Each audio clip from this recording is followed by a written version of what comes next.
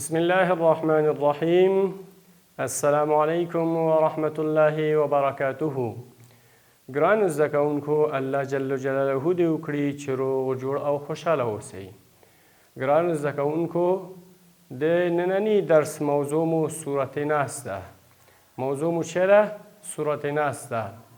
ما مخکې درته ویلي چې مضمون د قرآن کریم من مختصر تعریف دا وایو د دې لپاره چې صنف هم ټیټ دی، چې کله انشاءالله پورته صنفونو ته ورسېدئ نو هلته به بیا مکمل تفصیلي تعریف د قرآن کریم وایو. اوس دلته دا کفایت کوي چې قرآن کریم د کلام دی د رب العالمین.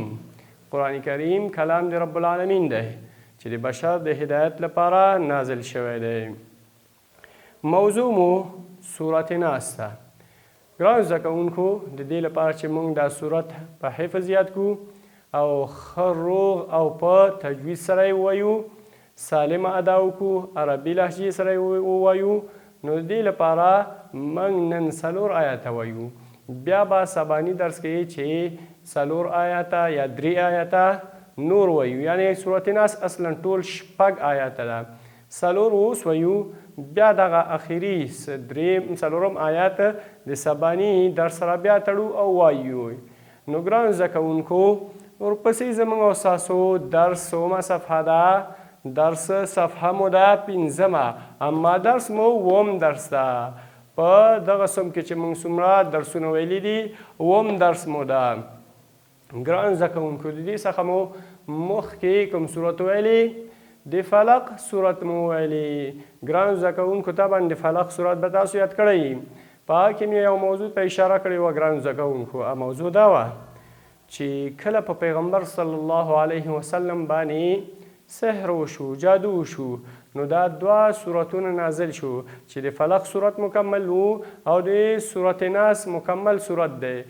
دا به صحابه په رسول اکرم صلی الله علیه وسلم باندې ویلي او هغه سحر اثر به ختمېدو. نو موږ ته درس ده، موږ به بې ځایه نه ګرځو، هر ځای ته به نه ورځو، بلکې دا 2 صورتونه به وظیفه کوو، سهار ماښام به یې په ځان وایو، تر څو 2 فایدې لري. یو ده چې ذکر مې د الله وکړو، بل دا چې د هر شر څخه به په امان کې یو. نو ګرانو زده کوونکو، راځو ننني درس ته چې هغه صورت ناس ده. ما سره اوسئ او زه یې لیکم تاسو ته. ګرانو زده کوونکو، موږ مخکې هم ویلي چې زموږ او ستاسو ټولنه کې دغه 4 صورتونه په 4 قل یادېږي. په څه شي باندې؟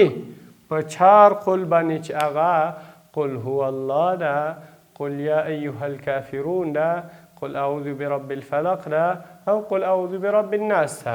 نو د هغه څخه موږ تاسو هغه اخري صورت دی هغه وایو. نو ګرانو زده کوونکو، راځو زه دغه صورت تاسو ته لیکم چې کله مې ولیکلو ګرانو زده کوونکو بیا به یې زما سره تکراروئ. بیا ما سره څه شی کوئ؟ تکراروئ. ګرانو زده کوونکو، دا حرف تاسو پیژنئ. کوم حرف ده؟ ډک حرف ده. ډک یعنی دا چې کله ادا کوو حروف مثالیه ده باید په ډکه خوله یې ادا کړو، اواز یې ډک اوسي. او دلته الف د حمزه د الف په شکل ده. همیشه مې ویلي تاسو ته مخکې او بیا ویم چې کله تاسو الف لیده نو الف خو لپاره قاعده ده چې هغه اصلا حرکت نه قبلوي، هغه به ساکن اوسي، په منځ او آخر کې به راځي، په ابتدا کې نشي راتلی، نو هغه به حمزه د الف په شکل وي. ګرانو زده کوونکو، په مخکیني درسونو کې مې اشباع ویلي. اشباع په معنا د اواز اوږدول و، یعنی په دې کې به موږ خپل اواز اوږدوو. یعنی دا واو مده ده چې 2 حرکته به دا ادا کوو. ګرانو زده کوونکو، ذال د ژبې په سوکه او د بره غاښونو په سوکو سره ادا کوو. نو څنګه وایو؟ قل اعوذ. تکرار کړئ راسه. قل اعوذ، قل اعوذ.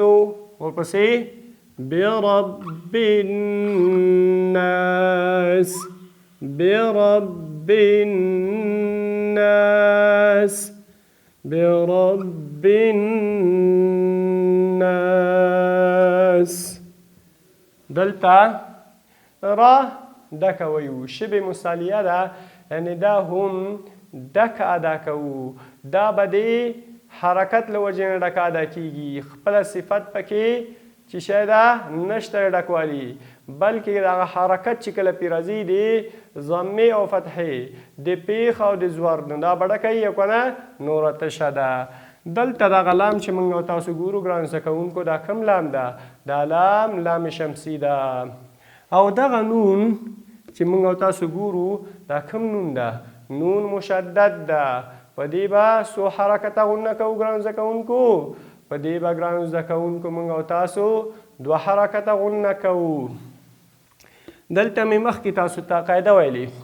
قاعده دا ده ګرانو زده کوونکو، که موږ او تاسو په اول د قرآن څخه اوله چې کله تلاوت شروع کړو دا مد وقفي 2 حرکته ویو، تر اخره پورې به دا کار ته دوام ورکوو او دا کار به لازمي، ځکه چې دا باید موږ همیشه که شروع مو په 2 حرکته تر اخره پورې 2 حرکته، که 4 حرکته وي نو بیا به 4 حرکته وي. نو ګرانو زده کوونکو آخر کې مو سین هیر نشي.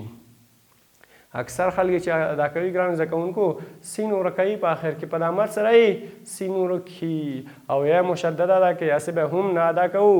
نو راځئ ما سره ګرانو زده کوونکو ادا ته. قل اعوذ برب الناس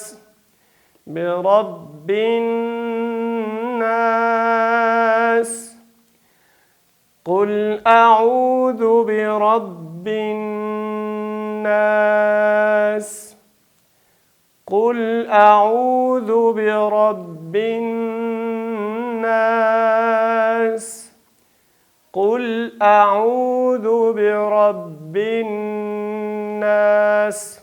ګرانو زده کوونکو دا آیات مو یاد که، ورپسې ورځو بل آیات ته. ګرانو زده کوونکو ورپسې کوم آیات ده؟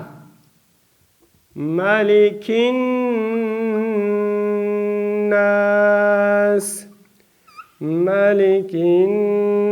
الناس دا کاف د نون سره تړو، کاف د نون سره تړو. دا کاف چې لري زیر کسره د نون سره یې تړو او دا لام ته کوم نوم ورکوو؟ مخکې مو نوم ورکړی و لام شمسي ده، ځکه لام نه وروسته د حروف شمسیو څخه نون راغلی ده. نو دا لام به نه وایو، بلکې دا لام به کاف به د نون سره مدغم کوو او لام به مکمل په ادا کې ظاهره نه اوسي او ادغام به اوسي. نون باندې شد دی، نون باندې شد دی ګرانو زده کوونکو.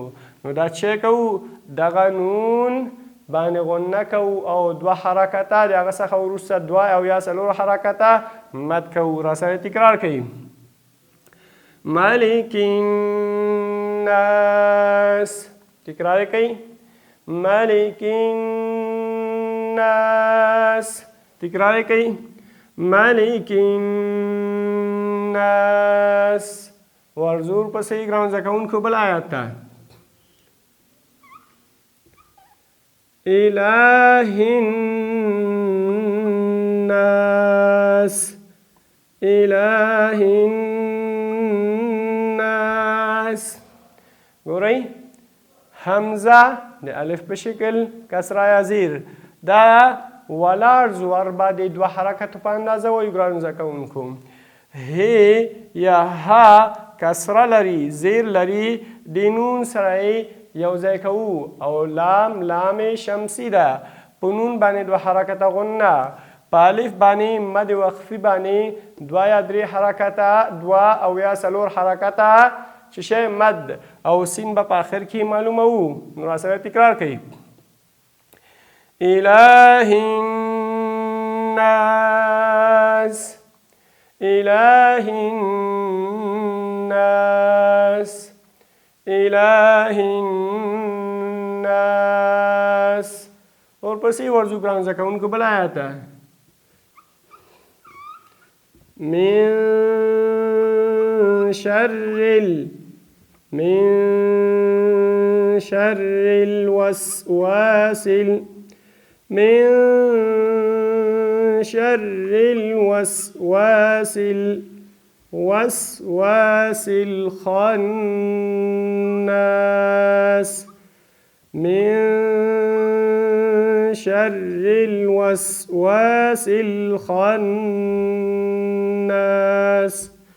دلته ګرانو زده کوونکو څه کوو؟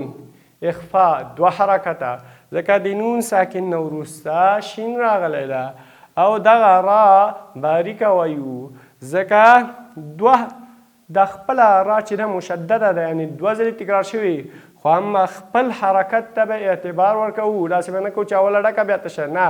شر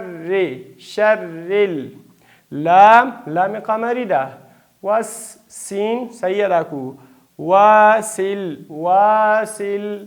خناس، سین د لام سره لام قمری شو، خا د نون سره چې تړو نون باندې به غون نه کوو 2 حرکته، او الف په لپاره مې مخکې هم قاعده ویلې، بیا هم تکراروم. که اوله مو په 2 حرکته شروع کړه تر اخره به 2 حرکته وي، که 4 وي تر اخره پورې به 4 حرکته وي، او اخر کې به سین معلوموو. را سره تکرار کوي. من شر الوسواس الخناس من شر الوسواس الخناس.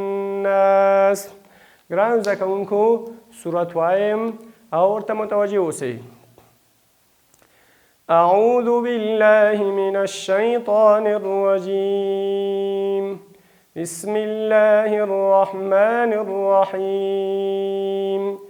قل أعوذ برب الناس ملك الناس إله الناس من شر الوسواس الخناس. ګران زده کوونکو دا و زموږ او ستاسو نننۍ د سورت ناس لومړني آیتونه چې سبا به انشاءالله دا پوره کوو او هغه به بیا حفظ کوو. خو دا مو په یاد اوسه ګران زده کوونکو چې کور ته لاړئ دا به ځان سره تکراروئ او یو قاري په عربي قاریانو کې ځان ته انتخابوئ چې ستاسو اواز هغه ته نږدې وي تر څو قرآن کریم په عربي لهجه یاد کړو. ومن الله توفیق.